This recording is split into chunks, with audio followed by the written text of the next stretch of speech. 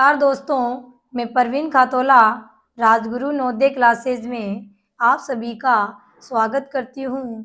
तो प्यारे बच्चों, हमारा जो एग्ज़ाम है जेएनवी का जो एग्ज़ाम है वो बहुत ही नज़दीक आ गया है। तो आपकी तैयारी बहुत अच्छी चल रही होगी। तो अपनी तैयारी को और बेटर बनाने के लिए आपके लिए मैं अंक गणित जो हमारा आएगा, अंक गणित परीक्षण, वहाँ पे खंड 2 आएगा। उसमें जो 20 महत्वपूर्ण क्वेश्चन, जो 20 जो क्वेश्चन आते हैं हमारे मैथ्स के, वो आपके लिए मैं लेकर आई हूँ। तो आपको बड़े ध्यान से उनको समझना है और उनकी भाषा को आपको देखना है कि किस प्रकार से भाषा प्रश्न में पूछी जाती है। ऐसी ही भाषा वहाँ पर एग्जाम में आने वाली है। तो क्लास शुरू करते हैं प्यारे बच्चों। तो हमारा पहला प्रश्न है हमारा कि 2 अंकों वाली प्राकृत संख्याओं की संख्या है। यानी प्रश्न पूछा गया है हमें कि 2 अंकों की प्राकृत संख्याओं की संख्या कितनी है। तो प्यारे बच्चों, 2 अंकों की संख्या कहाँ से शुरू होती है? 10 से, ठीक है। और कहाँ तक चलती है? 99 तक चलती है, ठीक है।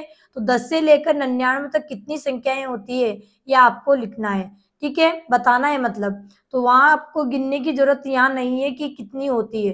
तो जब भी इस प्रकार से प्रश्न आए कि 2 अंकों की कितनी प्राकृत संख्याएं होती है, 3 अंकों की कितनी होती है, 4 अंकों की कितनी होती है, तो आपको क्या करना है, जितने अंकों की पूछा गया है, तो 2 अंकों की हमसे पूछा गया है, तो 2 अंकों की बड़ी से बड़ी संख्या क्या होती है हमने जाना था। तो 2 अंकों की बड़ी से बड़ी संख्या होती है 99, ठीक है। और उसमें से 1 अंक की जो बड़ी से बड़ी संख्या है वो आपको घटा देनी है। तो 1 अंक की बड़ी से बड़ी संख्या होती है 9, तो घटाएंगे तो कितनी आ जाएगी? 90। कितनी आ जाएगी? 90। यानी 2 अंकों की प्राकृत संख्याओं की संख्या कितनी आ जाएगी? 90। वैसे ही आपको अगर 3 अंकों की पूछे तो आपको क्या करना है प्यारे बच्चों, 3 अंकों की बड़ी से बड़ी में 2 अंकों की बड़ी से बड़ी संख्या आपको घटा देनी। अगर आपको 4 अंकों की पूछे तो 4 अंकों की बड़ी से बड़ी में आपको 3 अंकों की बड़ी से बड़ी घटा देनी, ठीक है। तो इस प्रकार आपको इस भाषा को आपको समझना है, ठीक है। तो 90 हो जाएगा। 2 अंकों वाली प्राकृत संख्याओं की संख्या क्या हो जाएगी? 90। तो हमारा क्या आ जाएगा? बी हमारा क्या हो जाएगा? सही जवाब हो जाएगा, ठीक है। आगे बढ़ते हैं प्यारे बच्चों। तो अगला प्रश्न है हमारा कि एक संख्या से उसके अंकों का योगफल घटा दिया जाता है तो परिणाम स्वरूप प्राप्त संख्या सर्वदा विभाजित होगी। प्राप्त संख्या हमेशा सर्वदा विभाजित होगी। ये प्रश्न हमसे पूछा गया है, ये प्रश्न हमसे पूछा गया है। तो यहाँ पर देखिए, हमें इस प्रकार से जब प्रश्न दिया जाए तो ये प्रश्न में आपको क्या करना है कि संख्या आपको माननी होगी। संख्या मानकर आपको देखना होगा। तो यहाँ पर हम संख्या मानकर देखेंगे कि वो संख्या कौन सी होगी। तो देखिए दोस्तों, अगर हम संख्या मान ले, कोई सी भी आपको संख्या मान, 2 अंकों की, 3 अंकों की, कितने की भी अपन मान सकते हैं, ठीक है। तो यहाँ जैसे हमने मानी 15, यहाँ क्या बोला है कि एक संख्या उसके अंकों का योगफल घटा दिया जाता है। एक संख्या से उसके अंकों का योगफल, तो संख्या हमने मान ली 15। अब 15 के अंकों का योग करते हैं तो 5 रे कितने हो गए? 6। जब इसके अंकों के योग को इसमें से घटाया जाता है तो 15 में से 6 गए तो कितने बच गए? 9। कितने बच गए? 9। तो 9, अब ये जो संख्या है किससे विभाजित हो रही है? 2 से तो नहीं हो रही है, 5 से भी नहीं हो रही है, क्योंकि 2 का भाजकता का नियम क्या कहता है कि इकाई के अंक में अगर 0, 2, 4, 6, 8 आती है तो वो संख्या 2 से विभाजित होती है। 5 से कब आएगा कि इकाई में अगर हमारे 0 या 5 आए तो वो संख्या 5 से विभाजित होती है। 8 से विभाजित का मतलब है कि इकाई, दहाई और सैकड़े में इकाई, दहाई, सैकड़ा से बनी संख्या में अगर 3 का भाग चला जाए, 8 का भाग चला जाए तो संख्या 8 से विभाजित होती है। और 9 का भाजकता का नियम क्या कहता है कि अंकों के योग में 9 का भाग चला जाए, अंकों के योग, ठीक है, तो 9 से विभाजित हो जाएगा। अंकों के योग में 9 का भाग चला गया तो 9 से विभाजित हो, यानी ये तो 2 का भाजकता का नियम हो जाएगा 2 का, ठीक है। और ये हो जाएगा हमारा 5 का, और ये हो जाएगा 8 का, और ये हो जाएगा 9 का, ठीक है। तो यहाँ पर 9 हमारा आया है, इनका घटाने पर तो 9 में 9 का भाग जाता है, ठीक है। 8 का भी नहीं जाएगा, 5 का भी नहीं जाएगा, 2 का भी नहीं जाएगा। अब एक उदाहरण से आपके नहीं होने वाला है आंसर, तो और भी उदाहरण आपको मानने पड़ेंगे। क्या करने पड़ेंगे? और भी उदाहरण आपको मानने पड़ेंगे। जैसे हमने मान लिया 44 एक संख्या मान ली, तो 44 के अंकों का योग कितना हो गया? 4, 4, 8। तो 44 में जब 8 घटाएंगे हम तो कितने बचेंगे हमारे? 36। कितने बचेंगे? 36। अब 36 को देखते हैं तो 36 में इकाई का अंक 4 है, इसका मतलब ये 2 से विभाज्य है। और हमारे देखो अंकों का योग 6 और 3 9 आ रहा है, तो ये 9 से विभाज्य है। तो 2 से भी आ गई, 9 से भी, तो फिर हमें पता नहीं चला कि 2 लगाएं या 9 लगाएं। ठीक है, तो और उदाहरण आपको लेकर चलना है। तो उदाहरण जैसे हम लेते हैं 56। ठीक है, 56 हमने लिया तो 56 के अंकों का योग हो गया 5 और 5 और 6 कितने 11। तो 11 को घटाया तो कितने आ गए हमारे 45। कितने आ गए 45। और 45 को जब हम देखते हैं तो 45 में 2 का तो नहीं जा रहा, लेकिन 5 का तो यहाँ पर जा रहा है। ठीक है, क्योंकि इकाई का अंक 5 है और 8 का तो इकाईदाई सैकड़ा है नहीं, 2 अंकों की है हमारे पास। और अंकों का योग करते हैं तो 5 और 4 9 थे, 9 में 9 का जाता है। इसका मतलब 2 का भी जा रहा है, 5 का भी जा रहा है, 9 का। इसका मतलब यहाँ से आपको क्या समझ में आया कि प्रत्येक बार आपके 9 से, तो ये भी 9 से हो रही थी, ये भी 9 से हो रही थी, 9 से, यानी हमेशा 9 से विभाजित तो होती जा रही है। क्योंकि 2 से अगर हम करें तो 2 से ये वो हुई है, ये दोनों नहीं हुई है। ठीक है, और अगर हम 5 की बात करें तो 5 से ये भी नहीं हुई और ये भी नहीं हुई 44। और कौन हुई है 56 जो उदाहरण लिया था तब ये हुई थी। तो इसका मतलब है यहाँ पूछा गया है कि परिणाम स्वरूप प्राप्त संख्या सर्वदा विभाजित होगी। सर्वदा का मतलब हमेशा किससे विभाजित होगी। तो हमने 3 उदाहरण लेकर देखा तो तीनों से हमें पता चला कि हमेशा ये 9 से विभाजित होती हुई हमें दिखाई दे रही है। इसका मतलब हमेशा जब भी इस तरीके से कोई संख्या होगी उसके अंकों का योगफल उसमें से घटा दिया जाएगा तो जो प्राप्त संख्या आएगी वो हमेशा 9 से विभाजित होगी। इस प्रकार 2-3 उदाहरण देकर आपको करना है। अगर एक पहले उदाहरण से आप कर लोगे तो फिर आपका गलत हो जाएगा। जैसे मान लो किसी ने ये नहीं लेकर ये ले लिया एक उदाहरण तो फिर वो 2 भी लगा सकता है, और जिसने 56 उदाहरण लेकर कर लिया तो फिर वो 5 भी लगा सकता है। तो आपको ऐसे नहीं करना है, क्योंकि 5 का भी जा रहा है, 9 का भी जा रहा है इसमें। ठीक है ना, और इसमें 2 का भी जा रहा है और 9 का भी जा रहा है। ठीक है, तो इससे आपको पता नहीं चलेगा। तो 2-3 उदाहरण आपको लेना है, उसके बाद आपको अच्छे से बताना है कि किससे होगी। तो सर्वदा किससे विभाजित हो रही है 9 से ही हो रही है। तो क्या हो जाएगा हमारा डी आंसर हमारा क्या हो जाएगा, सही हो जाएगा। तीसरा प्रश्न है हमारा 1/13 बड़ा ब्रैकेट 7 + 2 × 5 × 11 + 2 × 13 बड़ा ब्रैकेट बंद का सरलीकरण करने पर परिणाम आता है। तो इसको हमें हल करेंगे तो बोर्डमास के नियम से करेंगे। तो पहले तो हम लिख लेते हैं बच्चों 1/13 बड़ा ब्रैकेट 7 + 2 × 5 × 11 + 2 × 13 बड़ा ब्रैकेट बंद। ठीक है, ये हमें दिया हुआ है। तो सबसे पहले हम ब्रैकेट हल करेंगे। तो ब्रैकेट में देखिए हमारे गुणा भी है और हमारे जोड़ भी है। तो पहले बोर्डमास की नियम से गुणा हल करेंगे।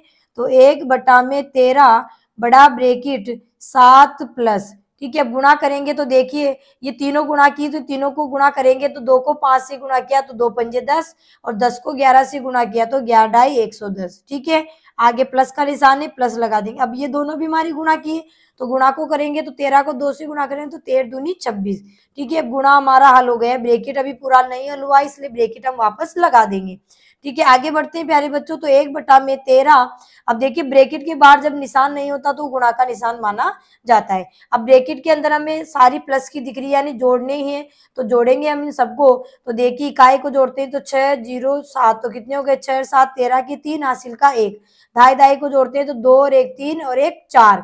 ठीक है, और सैकड़े में 1 है तो ये 1 जुड़ जाएगा। ठीक है, तो कितने हो गए 143। ऐसे भी जोड़ सकते हैं आप कि 110 में 7 जोड़े तो 117 और 117 में 26 जोड़ेंगे तो 143। ठीक है, चलो ब्रैकेट हल हो गए। अब हमें क्या करना है 1/13 को एक गुणा करना है 143 से। ठीक है, 13 से अगर कट रही तो ठीक है, नहीं कट रही तो मिश्र भिन्न बना देंगे, जो भी हो जाएगा। ठीक है, तो 13 से हमारी कट रही 13 एकम 13, 13 से 13 एकम 13 1 बच गया तो आगे उतारे 3 13 हो गए 13 एकम 13 तो कितनी बार कट गया हमारे 11 बार। तो ऊपर 1 है तो 11 को 1 से गुणा किया तो 11 एकम 11, नीचे 1 है तो 1 का तो कोई मतलब नहीं होता। ठीक है, 1 को हम हटा भी सकते हैं तो लिख भी सकते हैं। ठीक है, तो 11 आ गया हमारा, क्या आ गया 11। तो यहाँ पर क्या आ जाएगा सी हमारा इसका परिणाम आ जाएगा, यानी सरलीकरण करने पर इसका परिणाम क्या आएगा 11। तो सी ऑप्शन हमारा सही हो जाएगा। अगला प्रश्न है हमारा चौथा कि 6.6 कोमा 6.06 कोमा 6.006 एवं 66.6006 का योगफल क्या है। पॉइंट का मतलब दशमलव। ठीक है, तो दशमलव संख्याओं को जोड़ना घटाना हमने अच्छे से सीख लिया था। तो दशमलव संख्याओं को जोड़ा या घटाया कैसे जाता है, उनको एक के नीचे एक उतार कर हम जोड़ते हैं। अगर इकाई दाई से अगर इस तरीके से हम जोड़ेंगे तो हमारा गलत हो जाएगा। ठीक है, तो पहली संख्या है हमारे 6.6 तो 6.6 लिखा, उसके बाद दशमलव के नीचे दशमलव निशान लगाना है आपको। अब दूसरी संख्या क्या है कि दशमलव के पहले है 6 और दशमलव के बाद में है 06, फिर दशमलव के नीचे दशमलव, दशमलव से पहले है 6 और दशमलव के बाद में 006। फिर अगली संख्या है दशमलव, दशमलव से पहले है 6 6 66 और दशमलव के बाद में है हमारे 6006। ठीक है, अब इनको क्या करना है, जोड़ना है। इस तरीके से आपको जमाना है, उसके बाद ही आपको जोड़ना है, उसके बाद ही आपको क्या करना है, जोड़ना है। ठीक है, तो आपको क्या करना है अब इसमें कि इनको जोड़ेंगे तो 6 के ऊपर कुछ नहीं, यानी 6 के 6। आप चाहो तो इनको समान दशमलव बनाकर यहाँ 0 भी लगा सकते हैं। ठीक है, जैसे इसमें 4 अंक है तो इनको 4 अंक बनाने के लिए यहाँ 0 और यहाँ पर 2 0 लगा देंगे और यहाँ पर 3 0 अपन लगा देंगे। कोई दिक्कत वाली बात नहीं है, समान दशमलव हमारा हो जाएगा। ठीक है, अब समान दशमलव हो गए, अब जोड़ना आसान है, तो 0 0 0 6 कितने हो गए, 6 हो गए। ठीक है, समान दशमलव इसलिए बनाते हैं क्योंकि देखो जोड़ने में तो कोई दिक्कत नहीं आती, लेकिन जब घटाते हैं तो फिर हमें क्या करना पड़ता है, 0 लिख के हम उधार लेंगे और तब घटाते हैं, इसलिए समान दशमलव बनाते हैं हम। ठीक है, चलिए अब यहाँ पे 6 के 6 आ जाएंगे और यहाँ पे 6 तो 6 के 6 आ जाएंगे और यहाँ 6 6 कितने हो गए, 6 दूनी 12 के 2 और हासिल का 1 लग गया।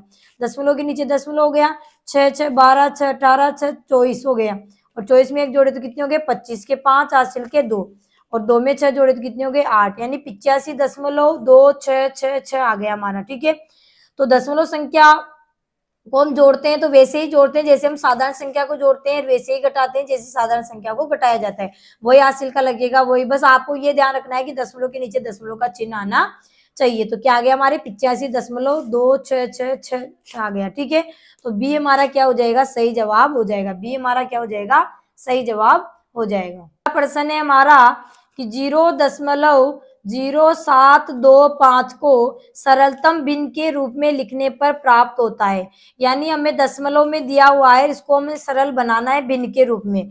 तो कोई दिक्कत नहीं है, हम इसका दशमलव हटाएंगे तो 0.0725 हमें दिया हुआ है, हमें क्या करना है, सरलतम भिन्न में इसको बनाना है। सरलतम भिन्न में बनाना है तो हम क्या करेंगे, दशमलव हटाएंगे। तो जब भी किसी भी दशमलव के जब दशमलव हटाते हैं तो हम अंक गिनते हैं, तो कितने अंक है, 1 2 3 4, यानी दशमलव के बाद 4 अंक है, या यूं कह सकिए दशमलव कितने अंकों के बाद लगा हुआ है, 4 के बाद लगा हुआ है।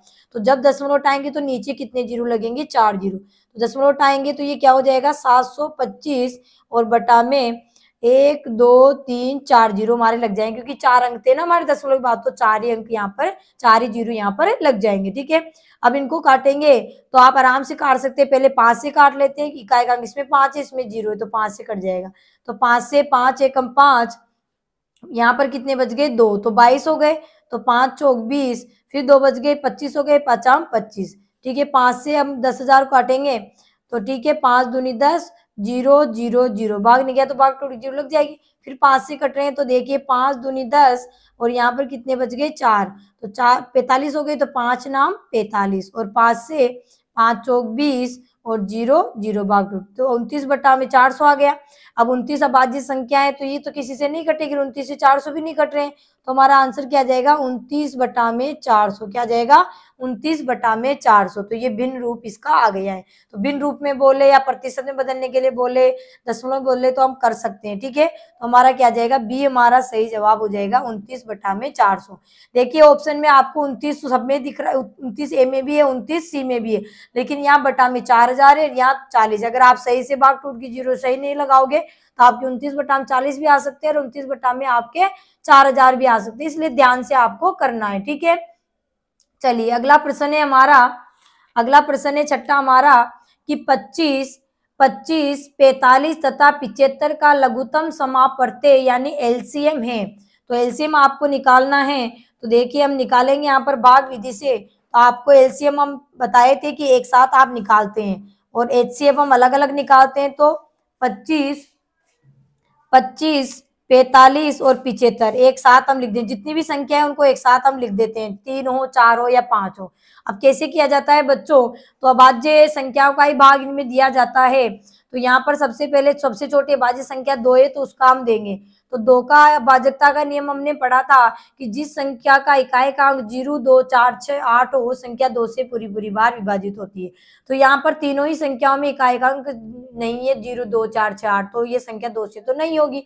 उसके बाद आगे बढ़ते हैं तो 2 के बाद अभाज्य संख्या आती है हमारी 3। तो 3 का भाजकता का नियम क्या कहता है कि अंकों के योग में अगर 3 का भाग चला जाए तो वो संख्या 3 से पूरी बार विभाजित होती है। तो यहाँ अंकों का योग करते हैं तो 7 और 5 12 होते हैं और 12 में 3 का भाग जाता है 4 बार, 3 चौक 12। इसका मतलब 75 में 3 का भाग जाएगा। 45 के अंकों का योग जोड़ते हैं तो 5 और 4 कितने होते हैं 9, और 9 में 3 का भाग चला जाता है 3 बार, इसका मतलब 45 में भी जाएगा। अब 25 के जोड़ते हैं तो 5 और 2 7 होते हैं, 7 में 3 का भाग नहीं जाता तो फिर 25 में नहीं जाए, तो जिसमें नहीं जाता उसको हम ऐसे ही लिख देते हैं। तो 2 का नहीं गया, 3 का देते तो 3 का 25 में नहीं जा रहा, 25 को हम ऐसे ही उतार लेंगे। 3 का भाग 45 में देंगे तो 3 एकम 3, 1 बच गया 15, 3 पंजे 15 यानी 15 बार, 15 3 45 होते हैं। 3 का भाग 75 में 3 दूनी 6, 1 बच गया 15 हो गए, 3 पंजे 15 यानी 25 बार, तो 25 3 75 हो गए। चलिए अब क्या अभी भी 3 का जा रहा है, तो 25 में पहले नहीं गया तो ये 25 आ गया, तो इसमें भी नहीं जाएगा। 15 में अंकों का ये 5 1 6 यानी जाता है, हमें ये पता है 3 के पहाड़े में आते हैं, तो जब तक 3 का जाएगा तब तक देते जाएंगे। तो 25 में नहीं जा रहा, 25 को हम ऐसे लिख देंगे। 15 में जा रहा है 3 पंजे 15, 25 में नहीं जा रहा, 25 को हम ऐसे ही लिख रख देंगे, ठीक है। चलिए 3 का अब तीनों में नहीं जा रहा, देखो अभाज्य संख्या जब आ जाती है हमारे नीचे तो अभाज्य संख्या में तो स्वयं का ही भाग जाता है, तो यहाँ 5 आ गए तो 5 में तो 5 का ही जाएगा, और 25 और 5 25 दोनों जगह है तो इनमें भी 5 का जाएगा, 3 का तो जा रहा है नहीं, तो 5 से 5 25, 5 एकम 5 और 5 25, अब दोनों जगह 5 5 आ गई तो 5 का 5 में जाएगा, 5 एकम 5, एक यहाँ 5 एकम 5, ठीक है। कब तक करना है प्रक्रिया, जब तक कि एक एक नीचे ना जाए यानी पूरा भाग चला जाए तब तक आपको ही करना है। अब कैसे निकालेंगे, इसके जो अभाज्य गुणन करना है उनको आपको गुणा कर लेना है, 3 गुणा में 3 गुणा में 5 गुणा में 5, ठीक है। गुणा करेंगे 3 को 3 से गुणा किया 3 तिया 9, 9 को 5 से गुणा किया तो 9 पंजे 45, और 45 को 5 से गुणा करेंगे तो 5 25 हासिल के 2, 5 चौक 20 और 2 22, तो कितना आ गया 225। क्या आ गया हमारे 25 45 तथा 75 का लघुत्तम समापवर्ती या कहे कि एलसीएम या कहे लसअप, तो क्या आ गया 225, तो डी क्या हो जाएगा हमारा सही जवाब हो जाएगा 225। प्रश्न है हमारा कि 7वां प्रश्न है हमारा अगला कि 4 अंकों की छोटी से छोटी संख्या को अभाज्य संख्याओं के गुणनफल के रूप में व्यक्त करने पर प्राप्त होता है, ठीक है।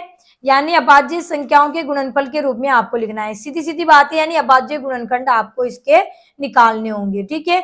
किस रूप में इसको लिखा जाएगा, तो 4 अंकों की छोटी छोटी पूछा है, तो 4 अंकों की छोटी छोटी संख्या कौन सी होती है प्यारे बच्चों, 1000 होती है। क्या होती है, 1000 होती है, ठीक है। इसका मतलब है 1000 की हम अभाज्य के लिए बोला है तो अभाज्य से ही हम करेंगे, तो इसके अभाज्य गुणनखंड हम निकालते हैं। तो 2 का जाता है इसमें, तो 2 का देंगे पहले, 2 पंजे 10, जीरो में भाग गया, भाग टूट गई जीरो, भाग टूट गई जीरो, 500 बार चला गया। अब इकाई अंक जीरो अभी बताया था तो अब 2 का भी जाएगा अभी भी, तो 2 दूनी 4, 1 बच गया 10 हो गए, 2 पंजे 10, जीरो भाग नहीं गया, भाग टूट गई जीरो। फिर 2 का देंगे तो 2 एकम 2, 2 से 2 दूनी 4, 1 बच गया 10 हो गए, 2 पंजे 10, ठीक है। अब 2 का नहीं जा रहा, इकाई अंक 5 आ गया, तो अब 2 के बाद अभाज्य संख्या 3 आती, देखते हैं 3 का जाता है कि, तो अंकों का योग करना पड़ेगा, तो 5 और 2 7 और 1 8, तो 8 में 3 का नहीं जाता, इसका 125 में नहीं जाएगा। तो 3 के बाद अभाज्य संख्या कौन सी आती है हमारी, 5 आती है, तो 5 इकाई अंक 5 है, जीरो 5 हो तो संख्या 5 से विभाजित होती है, तो 5 से 5 दूनी 10, 2 बच गए 25 हो गए, 5 25, फिर 5 से जा रहा है 5 25, और फिर 5 से 5 का जाएगा 5 एकम 5, इसके अभाज्य गुणनखंड क्या आ गए हमारे, अभाज्य के लिए बोला था अभाज्य हमने निकाले, तो 2 गुणा में 2 गुणा में 2 गुणा में 5 गुणा में 5 गुणा में 5, ठीक है। ये अभाज्य, यानी जब इनको गुणा करेंगे तो हमारे क्या आएगा वापस, 2 दूनी 4, 4 दूनी 8, 8 पंजे 40, 40 को 5 से गुणा किया तो कितने हो गए 200, और 200 को 5 से गुणा किया तो 1000 आगे हमारे। चलिए तो इस रूप में पूछा था हमें, तो ये रूप हमें कहाँ पे मिल रहा है, इस तरीके का रूप हमें देखिए, पहले 5 आ गया, इसमें तो कोई दिक्कत नहीं है, गुणनखंड तो वही मिल रहे हैं ना, 5 गुणा में 5 गुणा में 5 गुणा में 2 गुणा में 2 गुणा में 2। अब बहुत सारे बच्चे आप ये भी सोच सकते हैं कि 10 गुणा में 10 गुणा में 10 को करेंगे तब भी हमारे 1000 ही आएंगे, तो बच्चों 1000 तो आएंगे, और यहाँ पर हम इसको करेंगे गुणा 5 गुणा में 5 गुणा में 5 गुणा में 4 गुणा में 2, तब भी हमारे क्या आएंगे 2000 ही आएंगे, ठीक है। और जब हम इसको करेंगे 5 गुणा में 5 गुणा में 5 और गुणा में 8, तो इस तब भी हमारे 2000 सॉरी 1000 आएंगे, ठीक है ना। गुणा करने पे तो इनके आंसर 1000 आ रहे हैं, लेकिन अब ये चारों ही ऑप्शन हो सकते थे, लेकिन क्यों नहीं होंगे चारों? क्योंकि देखिए पहले के जब अब हमने गुणनखंड देखे ए ऑप्शन में, तो यहाँ तीनों तो अभाज्य थे, लेकिन 8 क्या हो गया? भाज्य हो गया। तो यहाँ नाम लिखा है अभाज्य ही बताना है केवल, इसलिए ए ऑप्शन हमारा गलत हो जाएगा। बी क्यों नहीं आएगा? क्योंकि बी में देखिए 5 5 5 2 तो सही है, लेकिन यहाँ 4 आ गया, तो 4 क्या है? भाज्य संख्या है, इसलिए मैं तो अभाज्य पूछा था, अभाज्य गुणनफल के रूप में बताना था, तो फिर बी भी हमारा गलत हो जाएगा। डी क्यों गलत हो जाएगा प्यारे बच्चों? क्योंकि डी में 10 10 10 गुणा करने पर तो 1000 आएंगे, लेकिन जो तीनों ही संख्याएं थी वो तीनों क्या थी? भाज्य थी। तो हमें यहाँ क्या पूछा है कि उनका गुणनफल किस रूप में होना चाहिए? अभाज्य संख्याओं के, अभाज्य संख्याओं के गुणनफल के रूप में व्यक्त करना था। तो फिर हमारा आंसर क्या होगा? 2 गुणा में 2 गुणा में 2 गुणा में 5 गुणा में 5 गुणा में 5 ही होगा। ठीक है, तो हमारा क्या जाएगा प्यारे बच्चों? सी ऑप्शन हमारा सही जवाब हो जाएगा। इस प्रकार आपको समझ कर ही जवाब इनका देना है। ठीक है, आगे बढ़ते हैं प्यारे बच्चों। तो अगला प्रश्न है हमारा 8वां प्रश्न है हमारा। 8वां प्रश्न क्या कह रहा है हमसे कि यदि 72 तथा 180, दो संख्याएं 72 तथा 180 का महत्तम समापर्तक यानी मसप यानी एचसीएफ 36 है, तो इसका लघुत्तम समापर्त्य यानी लसप क्या होगा? तो हमने सीखा था दो संख्याओं का जो गुणनफल होता है उनका लस और मस के गुणनफल के बराबर होता है, याद रखना। तो यहाँ पर हमें क्या दिया हुआ था? संख्याएं दी हुई थी और मस दिया था, हमें क्या निकालना था? लघुत्तम समावर्ती यानी लसप। तो लसप निकालने का प्यारा हमारे पास सूत्र क्या होता है दोस्तों? पहली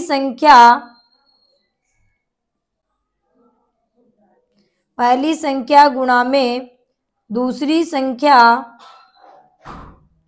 बटा में मसप, ये हमारे पास सूत्र होता है। ये 4 चीजें होती है, उससे हम तीनों में 3 दी होती है, एक हम निकाल लेते हैं। ठीक है, तो हमारे पास पहली संख्या क्या दी हुई थी? 72, तो 72 गुणा में दूसरी संख्या कितनी है? 180 बटा में मसक कितना है हमारा? 36 है। ठीक है, तो 36 से कट रहा है तो आप काट सकते हैं, 18 से काट सकते हैं, ठीक है, किसी से भी काट सकते हैं आप, ठीक है ना। तो 36 से काट लो, 36 एकम 36, 36 दूनी 72, 2 बार गया। अब 2 को 180 से गुना करेंगे तो 0 और 8 दूनी 36, तो कितना आ गया हमारे? 360 आ गया। ठीक है, तो लसप कितना आ गया उन संख्याओं का? लसप आ गया। आपको हल करने की जरूरत नहीं, यानी लसप निकालने की आपको जरूरत नहीं 72 180 की। आपको डायरेक्ट क्या कर देना है? सूत्र लगा देना है कि लसप निकालने का सूत्र होता है पहली संख्या गुणा में दूसरी संख्या बटा में मसप। तो पहली संख्या 72, दूसरी संख्या 180 और बटा में मसप कितना आया था हमारा? 36, तो लिख दिया 36 का भाग लिया, 36 दूनी 72, 2 को 180 से गुणा किया तो 360। तो क्या आ जाएगा हमारा? बी आंसर इसका बिल्कुल सही हो जाएगा प्यारे बच्चों। तो प्रश्न है हमारा 9वां कि निम्न का सरलीकरण करने पर परिणाम आता है 2 सही 1 बटा में 17 भाग 7 बटा में 10 गुणा में 1 सहित 1 बटा में 33। ये में दिया हुआ है, इसका हमें सरलीकरण करना है। ठीक है, तो सरलीकरण करेंगे तो यहाँ पर देखिए हम पहले इसको उतार लेते हैं। 2 सहित 1 बटा में 17 भाग 7 बटा में 10 गुणा में 1 सही 1 बटा में 33। तो पहले तो जो मिश्र भिन्न है सबसे पहला काम होता है उनको साधारण भिन्न में बदलना। ठीक है, तो 17 दूनी 34 रे कितने हो गए? 35। तो 35 बटा में 17 भाग 7 बटा में 10 गुणा में 33 एकम 33 रे 34 यानी 34 बटा में 33। ठीक है, पहले तो हमने जो मिश्र भिन्न थी उनको साधारण भिन्न में बदल दिया। अब आगे हल करेंगे तो बोर्डमास का नियम यहाँ पर लगाएंगे हम। तो बोर्डमास के नियम से भाग और गुणा दिया हुआ है तो पहले भाग हल होगा फिर गुणा। ठीक है, तो भाग जब हम हल करते हैं भिन्नों के तो हमने जाना था कि भाग को हम गुणा बना लेते हैं, तो भाग का निशान गुणा में बदलते हैं, इसका यानी गुणात्मक प्रतिलोम लिखना है। यानी ये जो 7 बटा 10 थी वो क्या हो जाएगी? उल्टी हो जाएगी, यानी उल्टी भिन्न बन जाएगी। यानी जो हर था वो तो अंश बन जाएगा, जो अंश है वो हर बन जाएगा। यानी 7 बटा 10 का क्या हो जाएगा? 10 बटा में 7 और गुणा में क्या है हमारे? 34 बटा में 33। अब गुणा की हो गई, अब आराम से हल कर लेंगे। तो जो कट रही है तो काट लेंगे, नहीं कट रही है तो अंश को अंश से गुणा कर देना है, हर को हर से गुणा कर देना है। तो देखिए हमारे कट रही है 7 से 35 कट रही है, 7 एकम 7 7 पंजे 35 5 बार। और क्या कट रहे हैं हमारे? 10 33 नहीं कट रहे हैं, 17 34 कट रहे हैं, 17 एकम 17 17 दूनी 34। काटने का क्या नियम होता है कि अंश को जिस पहाड़ से काट रहे हैं हर को भी उसी पहाड़ से काटते हैं, हर को जिस पहाड़ से काट रहे हैं अंश को भी उसी पहाड़ से काटते हैं, दोनों को सेम पहाड़ से में काटना होता है। ठीक है, अब 33 से ऊपर 5, 2 और 10 है, ये तो कट रहे नहीं आमने सामने, तो अब फिर आगे क्या करेंगे, अंश को अंश से गुणा कर लेंगे, हर को हर से। तो अंश में देखिए 5 है, 10 है, 2 है, 5 को 10 से गुणा किया 5 × 50, 50 को 2 से गुणा किया तो 50 दूनी 100 बटा में 33 है, 1 1 है, 33 को 1 से गुणा 33, 33 को 1 से गुणा किया तो 33। ठीक है, 100 बटा में 33 आ गया।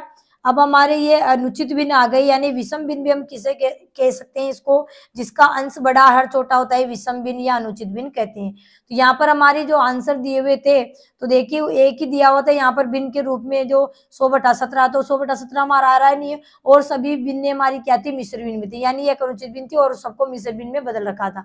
तो हम भी मिश्र भिन्न बदलते हैं इसकी, तो 100/33 यानी 33 का भाग 100 में लगाएंगे तो 33 3 99, 3 बार गया तो 3 बार गया, उसको तो हम आगे पूर्ण संख्या के रूप में लिख देंगे। शेषफल कितना बच गया, 1, वो हमारा अंश बन जाएगा, बटा में जिसका भाग दिया था, यानी हर 33 है तो 33 ही रहेगा।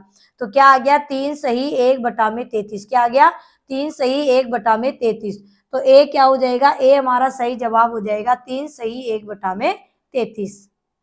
अगला प्रश्न है हमारा कि एक रेलगाड़ी एक स्टेशन से 72 किलोमीटर प्रति घंटे की गति से 2:15 बजे अपराह्न PM चलती है। 90 किलोमीटर दूर एक स्टेशन पर ये कितने बजे पहुंचेगी। ठीक है, तो यहाँ पर हमें क्या दी हुई है, गति, गति का मतलब होता है चाल। तो यहाँ पर चाल क्या दी हुई है हमें, चाल बराबर है हमारी 72 किलोमीटर प्रति घंटे। ठीक है, गति का मतलब चाल होता है, स्पीड का मतलब भी चाल, वेग का मतलब भी चाल, रफ्तार का मतलब भी चाल होता है। ठीक है, और 90 किलोमीटर दूर एक स्टेशन है, यानी दूर का मतलब दूरी, दूरी हमें दी हुई, कितनी दी हुई, 90 किलोमीटर। ठीक है, चाल दी हुई, दूरी दी हुई, हमें क्या निकालना है, समय। तीन ही बातें हमने पढ़ी थी चाल, दूरी, समय में, चाल, दूरी और समय। तो चाल दूरी में दी तो हमें क्या निकालना है, समय।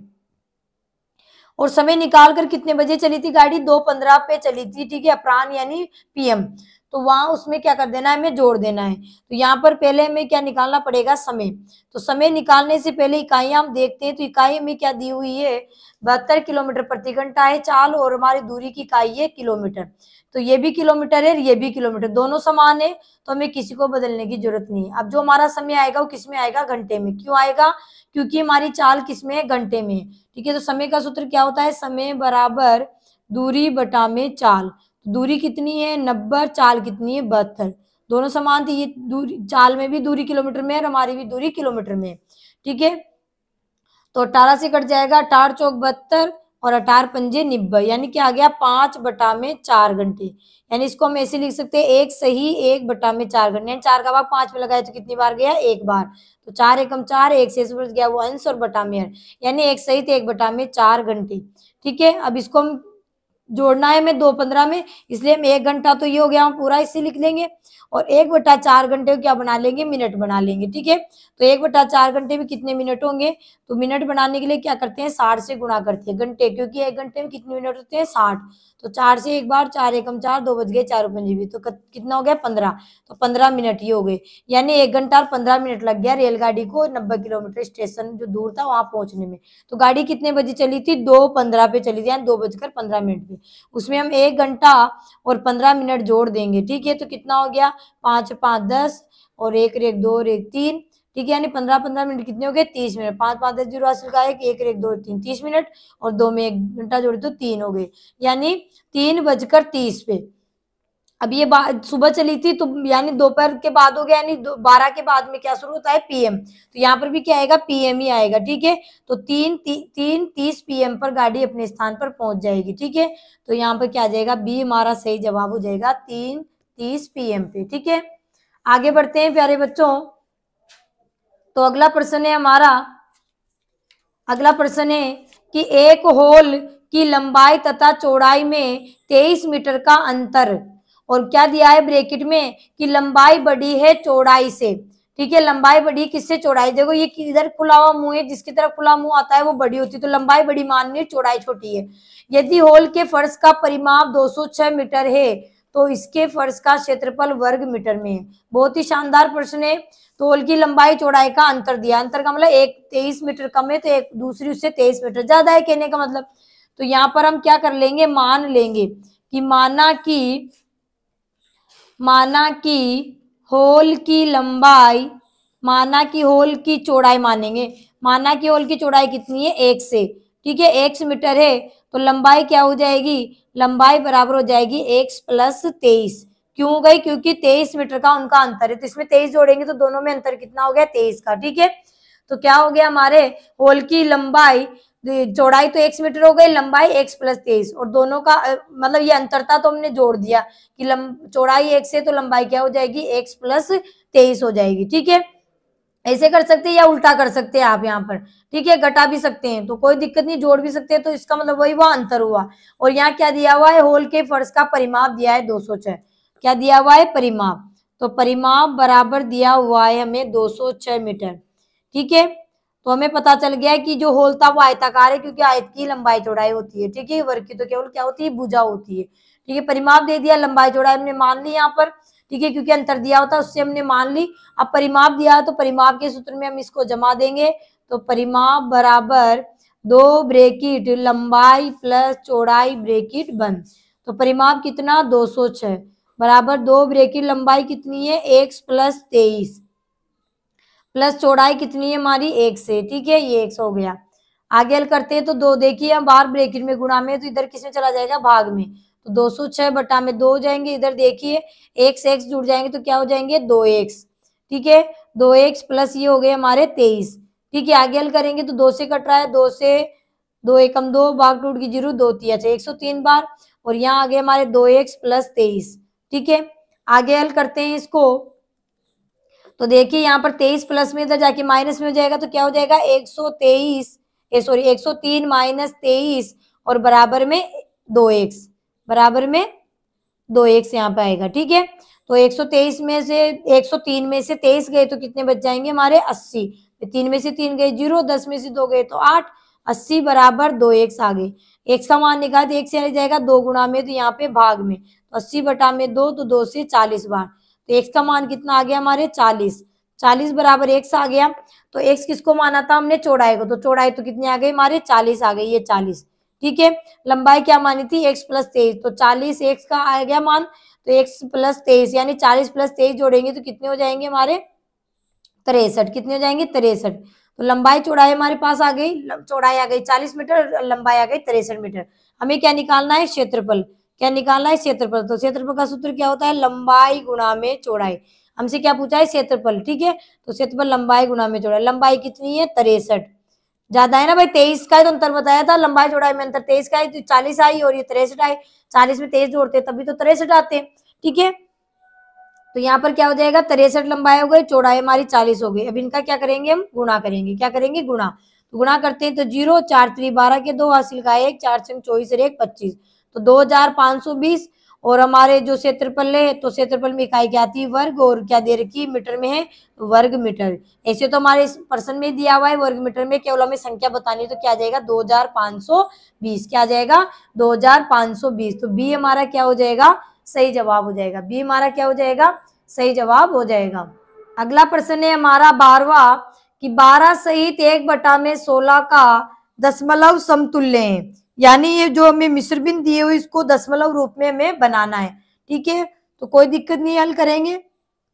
तो पहले तो हमें जो मिश्र बिंदु दी हुई 12 सहित 1/16 उसको साधारण भिन्न में बदलेंगे।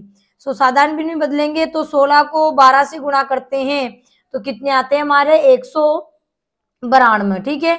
192 को में जब एक अंश जोड़ेंगे तो कितने हो जाएंगे 193, तो 193 बटा में कितने हो जाएंगे 16, ठीक है, यानी 16 का भाग हमें 193 में लगाना है, तो हम आराम से इस तरीके से लगा लेंगे, ठीक है। 16 का भाग हम 193 में लगा देंगे, ठीक है। तो 16 एकम 16, 2 बार ज्यादा आ जाएंगे, 16 एकम 16, 9 में से 6 गई तो 3, 1 में से 1 गया तो 0, आगे उतारे 3 तो कितने हो गए हमारे 33, तो 16 का भाग कितनी बार गया 2 बार, 16 दूनी 32, 16 दूनी 32, कितने बच गए हमारे 1, नीचे उतारे 3 में 3 गए तो 0, ठीक है, 1 बच गया। अब आगे बढ़ाना है, दशमलव में लाना है, तो दशमलव लगा देंगे, दशमलव लगाते हैं हम क्या लगा सकते हैं 1 0 लगा सकते हैं। जब दशमलव हम लगा लेते हैं तो हर बार हम शेषफल के आगे एक जीरो लगा सकते हैं, एक से ज्यादा नहीं लगा सकते। एक से ज्यादा अगर हमें लगाना होगा तो फिर हमें भाग टूट के जीरो पर भी लगानी होगी, फिर नीचे उतार सकते हैं। तो यहाँ हमने एक जीरो तो उतार लिया क्योंकि हमने दशमलव लगाया था, लेकिन 10 होने के बाद भी 16 का भाग 10 में नहीं जा रहा है, तो फिर आगे हमें हल करना पड़ेगा, तो फिर हमें एक जीरो उतारना पड़ेगा। इसके लिए हमें पहले यहाँ पर जीरो भागफल में लगानी पड़ेगी, तब हमारे यहाँ पर जीरो हम उतारेंगे। 100 हो गए, 16 का भाग 100 में, 16 चिक्की 96, 16 7 112 ज्यादा हो जाएंगे, तो 16 चिक्की 96, तो कितने बच गए हमारे, 16 में 96 गए तो 4। ठीक है, आगे उतारे जीरो, क्योंकि एक जीरो तो और बार उतार सकते हैं हम शेषफल के आगे। तो 16 का भाग 40 में कितनी बार, 16 दूनी 32, 16 43 ज्यादा हो जाएंगे, 16 दूनी 32, तो कितने बच गए हमारे 8। और यहाँ जीरो, यानी 40 में से 32 गए तो 8, आगे उतारे जीरो, तो 80 हो गए, 16 पंजे 80, कितने हो गए, 16 पंजे 80, तो 80 पूरा पूरा चला गया, यानी यहाँ पर हमारा कंप्लीट हो गया। तो हमारा क्या आंसर आ गया, 12.0625।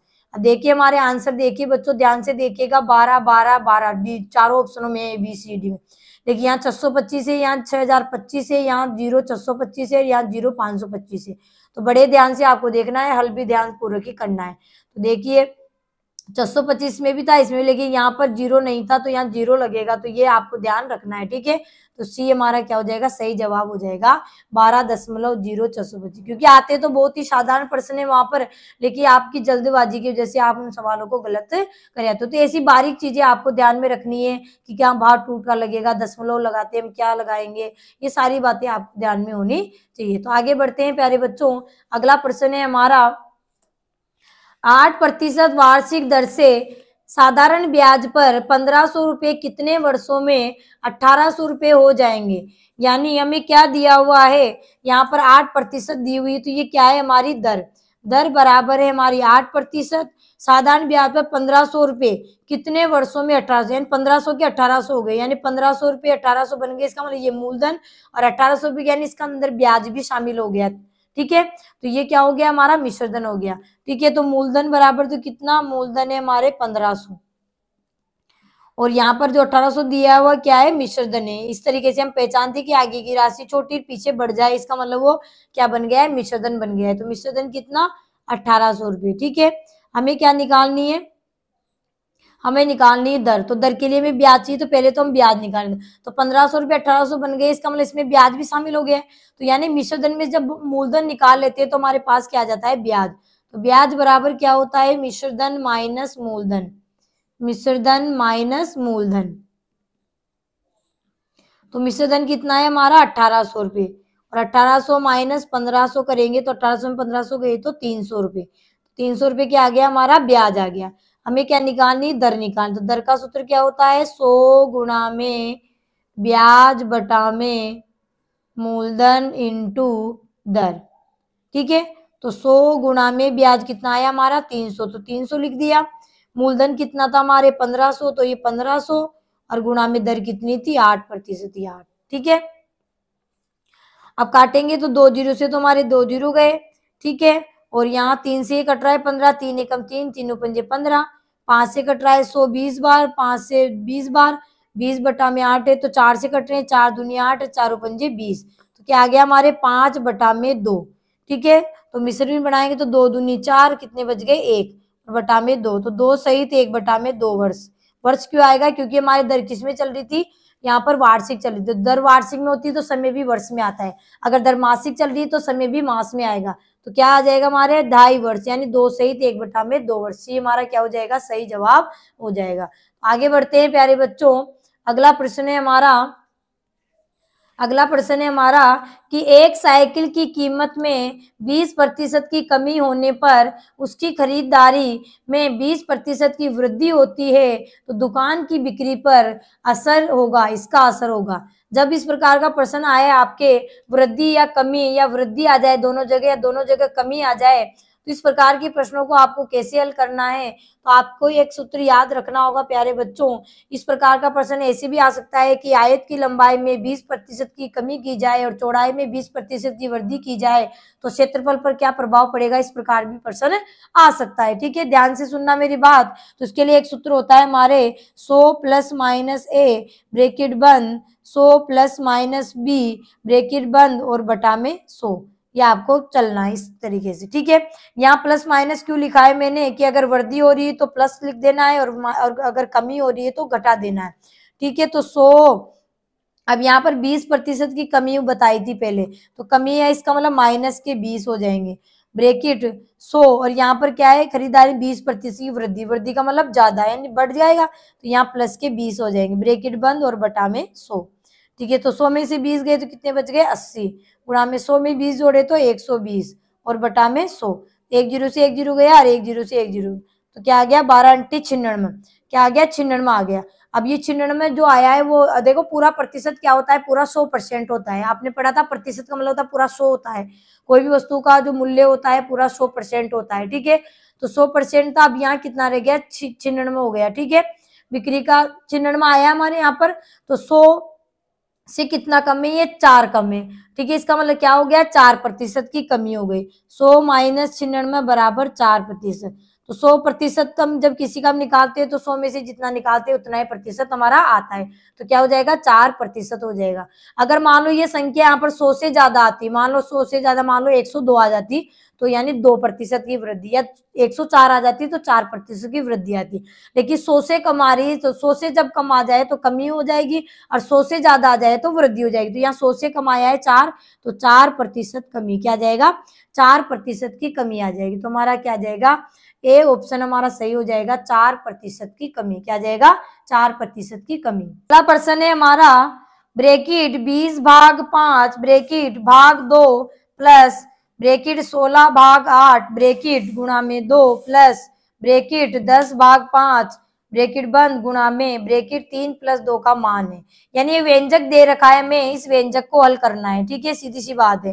बोर्डमास का नियम लगाएंगे तो सबसे पहले हम ब्रैकेट हल करेंगे, और ब्रैकेट हमें एक ही प्रकार के दे रखे छोटे ब्रैकेट, तो छोटे ब्रैकेट जितने भी उनको हम हल करेंगे सबसे पहले। तो पहले उतार लेते हैं बच्चों यहाँ पर 20/5 ब्रैकेट भाग 2 प्लस 16/8 ब्रैकेट बंद गुणा में 2 प्लस ब्रैकेट 10/5 ब्रैकेट बंद गुणा में ब्रैकेट 3 + 2 ब्रैकेट बंद। तो सबसे पहले ब्रैकेट हल करेंगे, तो देखिए ब्रैकेट में क्या है 5 का भाग लगाना है 20 में, तो कितनी बार गया 4 बार, 4 आ गया। फिर क्या दिया है पीछे भाग 2 ऐसे लिख देंगे, प्लस पहले ब्रैकेट हल करेंगे, चलिए 8 का भाग 16 में कितनी बार गया 2 बार, 8 दूनी 16, 2 आ गया।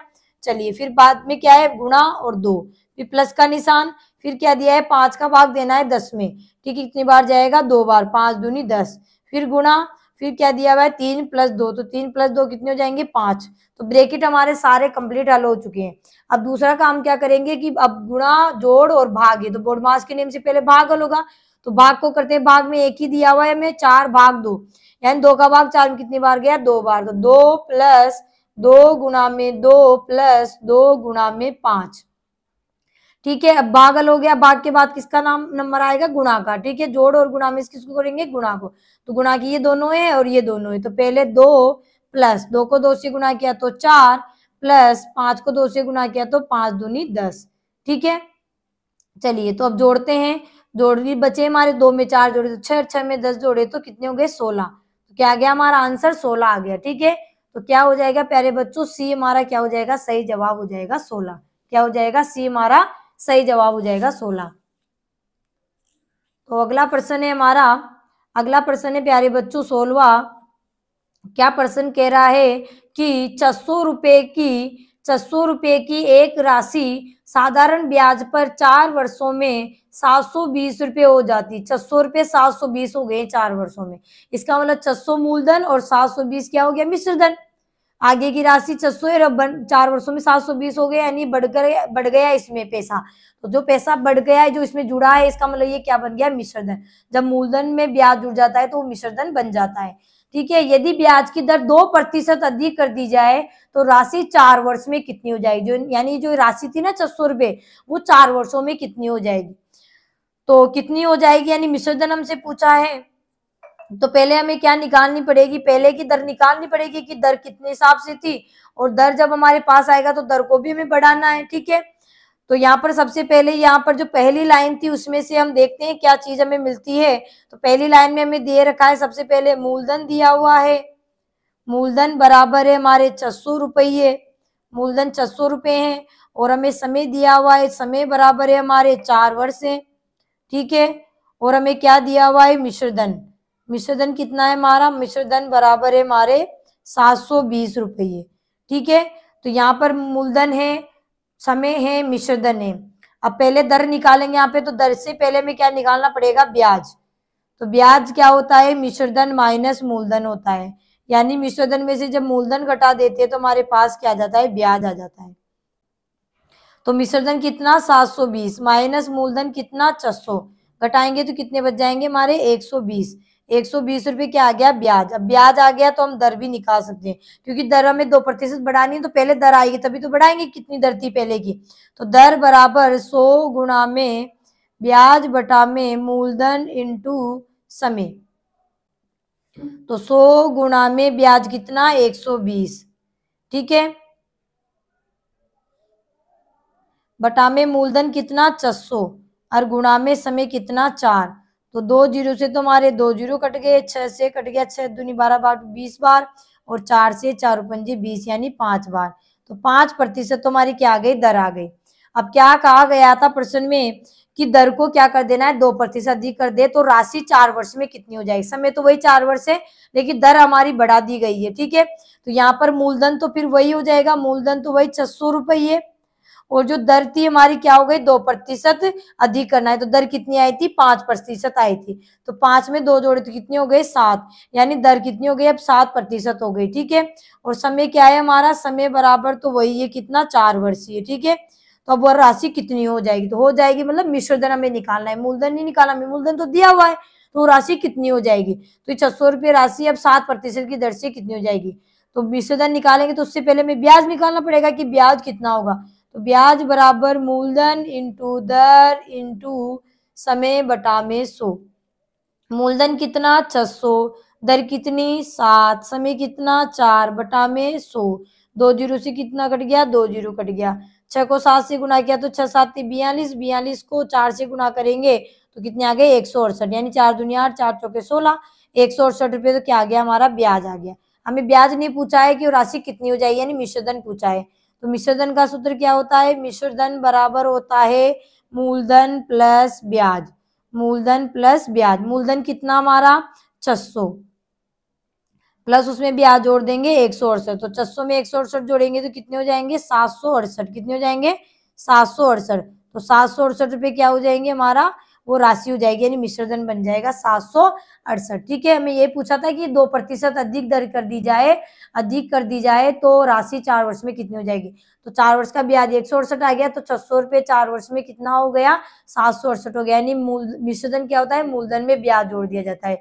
मूलधन 600 था, 600 में 168 जोड़ेंगे तो 768। तो क्या आ जाएगा प्यारे बच्चों हमारा बी, बी हमारा क्या हो जाएगा, सही जवाब हो जाएगा। प्रश्न है हमारा 17वां कि एक तार 2 सही 3/4 मीटर लंबा है, यानी तार की कुल लंबाई 2 सही 3/4 मीटर है।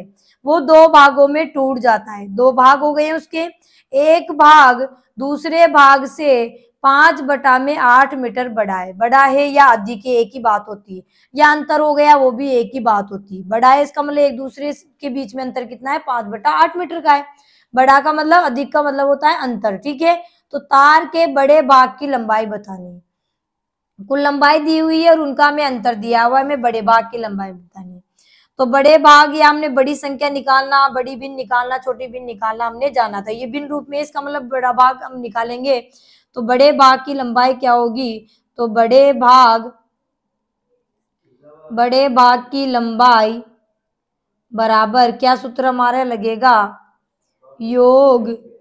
योग प्लस अंतर बटा में 2। अगर छोटे भाग की बोलते तो योग माइनस अंतर बटा में 2। जैसे वही सवाल है ये, जैसे हम करते थे ना कि बड़ी भी निकाली छोटी भी निकाली, तो बड़ी भी निकालने के लिए हम क्या करते थे, योग प्लस अंतर बटा में 2, और छोटी भिन्न के लिए योग माइनस अंतर बटा में 2, या संख्या कह सकते हैं, संख्या के लिए भी यही था। तो वही बात यहाँ पर है, सवाल बहुत ही शानदार प्रश्न था। तो यहाँ पर कुल लंबाई थी यानी योग दिया हुआ था, और एक दूसरे से कितना बड़ा है 5/8 यानी अंतर दिया हुआ है। तो हमें बड़े भाग की यानी बड़ा वाला भाग हमें पता लगाना है। तो सूत्र हमारा क्या लग जाएगा, योग प्लस अंतर बटा में 2। तो योग कितना दिया हुआ है 2 सही 3/4, प्लस अंतर है 5/8, ठीक है, और बटा में 2। तो हल करेंगे तो पहले इसको साधारण भिन्न बनाएंगे, तो 4 दूनी 8 और 3 11, तो 11/4 प्लस 5/8 और बटा में 2, ठीक है। अब इसको आगे हल करते हैं, तो इनका लसा लेंगे तो कितना आएगा, लसा पे इनका 8 आ जाएगा। तो 4 का भाग 8 में देंगे तो 4 दूनी 8, 2 को 11 से गुणा तो 11 दूनी 22, प्लस का निशान 8 का भाग 8 में एक बार, 1 को 5 से गुणा किया तो 5 और बटा में 2, ठीक है। तो 22 में 5 जोड़ेंगे तो कितने हो जाएंगे 27, 27/8 और बटा में क्या है 2, ठीक है। तो क्या हो जाएगा 27/2, और देखिए हमारे ये जो 2 है यानी इसके नीचे अगर हम 1 मानते हैं 2/1 के, जब ऊपर लेके आएंगे इसको, ठीक है, तो क्या हो जाएगा हमारा 1/2, ठीक है, ऊपर आ जाएगी। तो क्या हो गया 27 एकम 27 और बटा में 2 दूनी 4, ठीक है।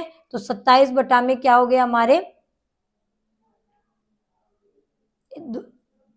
8 था, यहाँ पे 27/8, सॉरी 27/8 हो गया है ना, 27/8 था और 2 था, 2/1 है, तो ऊपर लेके आएंगे तो उल्टा हो जाएगा 1/2, यानी 8 दूनी 16 हो जाएंगे। कितने हो जाएंगे 16, सॉरी यहाँ पे 16 हो जाएंगे, ठीक है, 2 लिख दिया मैंने, यहाँ लिख के 2 लिख दिया, ठीक है। तो 27/8 गुणा में 1/2, तो कट रहे नहीं है, तो 27 एकम 27, अंश को अंश से गुणा कर लेंगे और हर को हर से, तो 8 दूनी 16, तो क्या हो गया 27/16।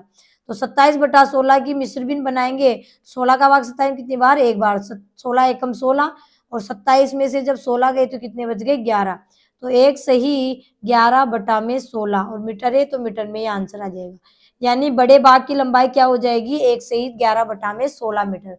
छोटे बाग की पूछेंगे तो अब यहाँ केवल माइनस कर देना है, तो छोटे बाग की लंबाई हमारे पास आ जाएगी। तो हमें बड़े बाग की पूछा था, तो बड़े बाग की लंबाई क्या हो जाएगी, एक सही 11/16, तो ए हमारा क्या हो जाएगा, सही जवाब हो जाएगा एक सही 11/16। कि शीशे के एक घन जिसकी भुजा 6 सेंटीमीटर है को पिघलाकर 27 एक समान घन बनाए जाते हैं।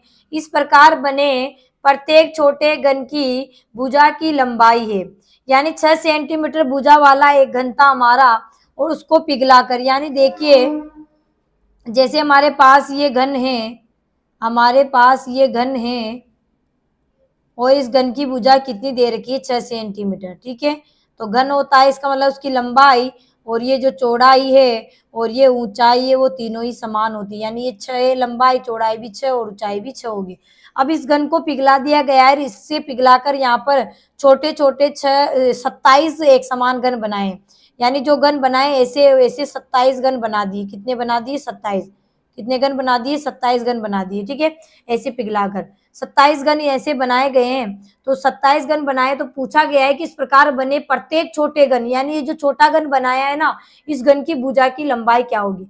तो हमने प्रश्न ऐसे पढ़ा था कि बड़े घन, जब हम घनों की संख्या निकालते हैं या ईंटों की संख्या, पत्थरों की संख्या, इसी तरीके से कोई भी निकालते हैं, तो क्या करते हैं कि बड़े वाले घन में एक छोटे घन के आयतन या पूरे क्षेत्रफल में एक जो भी टुकड़ा हम लगा रहे हैं उसके क्षेत्रफल का भाग लगाकर हम संख्या निकाल लेते हैं। तो कोई बात नहीं, इस बार हमें प्रश्न में क्या दे दिया, संख्या पहले से दे दी, हमें वो टुकड़ा बताना है कि टुकड़े की जो भुजा है वो कितने की होगी, ये हमें बताना है। तो कोई दिक्कत नहीं है। तो सूत्र तो हमारा वही लगेगा कि घनों की संख्या, कितने घन उसमें से काटे जा सकते हैं, बनाए जाएंगे, तो घनों की संख्या बराबर, घनों की संख्या बराबर, घनों की संख्या बराबर बड़े घन का आयतन बटा में एक छोटे घन का आयतन, एक छोटे घन का आयतन, यही सूत्र लगाते थे, बस ऐसा ही काम आपको करना है। तो यहाँ घनों की संख्या तो दी हुई है पहले से, तो 27 लिख देंगे। बड़े घन का आयतन क्या होता है, इसका सूत्र क्या हो जाएगा, भुजा क्यूब, क्या हो जाएगा भुजा क्यूब, यानी भुजा गुणा में भुजा गुणा में भुजा, ठीक है। और बटा में छोटे घन का आयतन भी क्या होगा, ये भी घन है तो इसका भी जाएगा भुजा क्यूब, ठीक है, भुजा क्यूब, ठीक है। तो आगे करते हैं अब इसको हम, तो यहाँ पर 27 आ गया, और बड़े घन की भुजा क्या दे रखी थी 6, यानी 6 गुणा में 6 गुणा में 6 बटा में इसका हमारे छोटे वाले की भुजा है तो हमें निकालनी, तो ये भुजा क्यूब भी रहेगा, ठीक है। एक्स भी आप मान सकते हैं, तो यहाँ पे जो भुजा क्यूब था वो तो ऊपर चला जाएगा, हम पक्षांतर कर देंगे, और 27 जो यहाँ था वो नीचे आ जाएगा, यानी ये भाग में तो गुणा में, ये गुणा में होगा तो ये भाग में आ जाएगा। तो हमारे क्या हो जाएगा भुजा क्यूब भुजा क्यूब बराबर 6 × 6 × 6 बटा में 27। ठीक है, आप यहाँ डायरेक्ट गुणा करके भी भाग दे सकते हैं या फिर अब काट लो आप आराम से। तो 3 से कट रहे हैं, 3 दूनी 6 और 3 से 3 नाम 27। 3 से 3 दूनी 6, 3 तिया 9, 3 से 3 दूनी 6, 3 एकम 3। तो नीचे तो एक है, कुछ नहीं है, ऊपर है 2 दूनी 4, 4 दूनी 8। तो क्या आ गया, भुजा क्यूब यानी 8 आ गया। यानी उस घन जो घन बनाए थे छोटे छोटे घन, उनका आयतन आ गया हमारे कितना, 8। ठीक है, 8 घन सेंटीमीटर आ गया। क्या आ गया, 8 घन सेंटीमीटर आ गया। ठीक है, हमें आयतन नहीं पूछा है, छोटे घन की भुजा पूछी है। तो आयतन से हमने घन के आयतन से भुजा निकालना पड़ा था। तो वो क्या होता है, क्यूब रूट आयतन। क्या होता है, क्यूब रूट आयतन। तो क्यूब रूट 8, तो 8 का क्यूब रूट निकालें तो कितना होता है, 2। 8 का क्यूब रूट क्या होगा, 2 होगा, यानी 2 सेंटीमीटर। 2 सेंटीमीटर उसकी क्या होगी, भुजा हो जाएगी। क्या हो जाएगी, वो जो घन पिघलाकर जो बनाए थे छोटे छोटे घन, उनकी भुजा कितनी आ जाएगी, 2 सेंटीमीटर आ जाएगी। तो 2 सेंटीमीटर इसमें नहीं है, पॉइंट में दे रखा है तो कोई दिक्कत नहीं है। 2 सेंटीमीटर को हम 2.0 सेंटीमीटर भी कह सकते हैं, क्योंकि किसी भी संख्या के पॉइंट के पीछे 0 लगाने से कोई फर्क नहीं पड़ता, संख्या का मान वही रहेगा। ठीक है, एक बार फिर समझ लीजिए, हमें दिया हुआ था कि ये शीशे के एक घन है जिसकी भुजा 6 है। तो घन है, इसका मतलब उसकी लंबाई चौड़ाई ऊंचाई तीनों क्या होगी, बराबर होगी। और उस घन को पिघलाकर क्या किया गया है, 27 एक समान घन बनाए गए हैं। ठीक है, तो घनों की संख्या में दी थी, हमें अब पूछा गया है कि इस घन जो घन पिघलाकर बनाए थे, इनकी भुजा क्या होगी। तो सूत्र हम वही लगा देंगे कि घनों की संख्या निकालने का सूत्र क्या होता था, या ईंटों की संख्या या टाइलों की संख्या। तो हम क्या करते थे, पूरे के में 1 का हम भाग लगाते थे क्षेत्रफल का। यहाँ आयतन की बात हो रही है, क्योंकि आयतन निकालेंगे, घन की बात हो रही है। तो बड़े घन का आयतन बटा में एक छोटे घन का आयतन। तो बड़े घन का आयतन क्या होगा, भुजा क्यूब भी घन है और इससे घनी बनाए तो इसका भी भुजा क्यूब होगा। ठीक है, इसकी भुजा थी 6, तो 6 × 6 × 6 हो गया। और इसकी भुजा में निकालनी थी तो भुजा क्यूब रहेगा, और घन की संख्या 27 थी, 27 लिख दिया। अभी हम भुजा तो इधर ले जाएंगे, 27 को नीचे ले आएंगे। ठीक है, यानी भागता है गुणा में गुणा हो जाएगा, तो ये भाग में आ जाएगा। तो काटा तो हमारे 8 घन सेंटीमीटर आ गया भुजा क्यूब। भुजा क्यूब मतलब वो छोटे छोटे घन बनाए थे, उनका आयतन आ गया 8 घन सेंटीमीटर का होगा प्रत्येक घन। ठीक है, तो हमें हमें आयतन नहीं पूछा गया, हमें भुजा पूछी थी। तो घन के आयतन से भुजा निकालते हैं, क्यूब रूट आयतन। तो क्यूब रूट आयतन तो क्या होगा, 8 का क्यूब रूट क्या होगा, 2। तो 2 को हम 2.0 भी बोल सकते हैं। तो 2.0 सेंटीमीटर क्या आ जाएगी, उस छोटे घन की भुजा आ जाएगी। तो हमारा आंसर आ जाएगा बी नंबर, बिल्कुल सही हो जाएगा। प्रश्न है हमारा 19 कि 2100 का अभाज्य गुणनखंड है, यानी इसके अभाज्य गुणनखंड आपको करने हैं, केवल कुछ भी नहीं कहा गया है। प्रश्न बहुत साधारण था कि 2100 के अभाज्य गुणनखंड करने हैं। तो अभाज्य संख्याओं का भाग देंगे, तो सबसे छोटी अभाज्य संख्या कौन सी है, 2। 2 का भाग जा रहा है, जाएगा, क्योंकि का एक अंक क्या है, 0 है। तो 2 से 2 एकम 2, 1 में भाग गया, भाग टूट की 0। फिर 10 हो गए, 2 पंजे 10 और भाग टूट की 0। फिर 2 का जा रहा है, देंगे, जा रहा है, का एक अंक 0 है, 2 पंजे 10, 2 से 2 दूनी 4, 1 बच गया, 10 हो गए, 2 पंजे 10। ठीक है, अब 2 का जा रहा है क्या, तो 2 का नहीं जाएगा, एक अंक 5 आ गया। अब देखते हैं 2 के बाद अभाज्य संख्या क्या आती है, 3 आती है। तो 5 और 2 7, 7 और 5 12। तो 12 में 3 का जाएगा, इसका मतलब इसमें भी 525 में भी 3 का जाएगा। 3 एकम 3, यहाँ 2 बच गए, 22 हो गई। तो 3 7 21, 1 बच गया, 3 पंजे 15। फिर 3 का जाएगा क्या, तो 7 और 5 12 और 12 और 1 13। तो 3 का तो नहीं जाएगा। तो 3 के बाद अभाज्य संख्या क्या आती है, 5। 5 का जाएगा क्या, तो इकाई का अंक 5 है, जिसका इकाई का अंक 0 या 5 हो, संख्या 5 से विभाजित होती है। तो 5 से 5 3 15, 2 बच गए, 5 25। फिर 5 का जाएगा कि 5 है, 5 का जाएगा, 5 7 35। 7 है, 7 में 7 का ही जाएगा, 7 एकम 7। तो इसके बाद गुणनखंड क्या आ गए हमारे, 2 × 2 × 3 × 5 × 5 × 7। तो अभाज्य बताना था, तो हमारा ये आंसर किसमें मिलेगा, सी में। 2 × 2 × 3 × 5 × 5 × 7। तो सी हमारा सही जवाब हो जाएगा। ए बी और डी क्यों नहीं होगा, इनका गुणनफल 2100 तो आएगा, लेकिन ये क्यों नहीं होगा, क्योंकि देखिए यहाँ पर ये 15 जो लिखा हुआ है वो भाज्य हैं, बी में हमारे 35 भाज्य हैं और डी में हमारे 4 भाज्य, इसलिए ए बी डी गलत हो जाएंगे, क्योंकि हमें केवल यहाँ भाज्य पूछा गया है। तो सी हमारा सही जवाब हो जाएगा। चलिए अगला प्रश्न है प्यारे बच्चों 20वां कि एक कमरे की लंबाई 15 मीटर है, इसके संपूर्ण पृष्ठ पर 15 सेंटीमीटर गुणा में 12 सेंटीमीटर विमाओं की 7500 टाइलें लगती है, तो कमरे की चौड़ाई बतानी है। बहुत ही शानदार प्रश्न है। टाइलें पहले से दी हुई है हमें, और क्या दिया है, कमरे की लंबाई, लंबाई बराबर कितनी है, 15 मीटर, ठीक है। और क्या दिया है, फर्श पर टाइलें लगानी है, तो टाइल की लंबाई कितनी दी हुई है, टाइल की लंबाई बराबर है 15 सेंटीमीटर। और टाइल की चौड़ाई कितनी है, तो चौड़ाई बराबर है 12 सेंटीमीटर। टाइल की लंबाई चौड़ाई दे दी, फर्श की लंबाई दे दी, फर्श की चौड़ाई पूछी है। और टाइलों की संख्या भी हमें दी हुई है, टाइलों की संख्या बराबर कितनी है, 7500।